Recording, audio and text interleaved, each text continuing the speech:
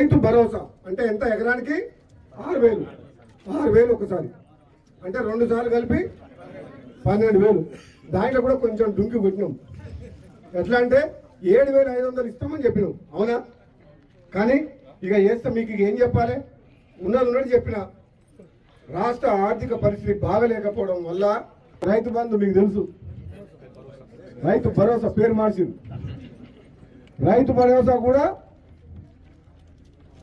Government రాగానే ఎమ్మటే ఇచ్చిందా? ఎంత ఇచ్చారు? 5,000 ఇచ్చినప్పుడు మళ్ళీ కాంగ్రెస్ వచ్చిన ఇచ్చిండ్రు. మధ్యలో మాత్రం ఒకసారి డుంకి కొట్టింది.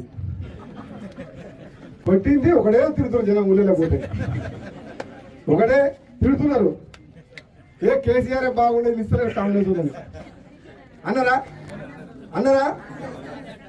కానీ కేసీఆర్ బాగుండే రైతు బంధు ఇవ్వలేదు అన్నారు. కానీ ఎందుకంటే అక్కడ పోతే గ్రామ సభలో ఎక్కడ పెద్ద లొల్లి అవుతుందంట. ఎందుకు లొల్లి అవుతుంది అర్థమయ్యేటట్టు ప్రజలకు చెప్పాలి.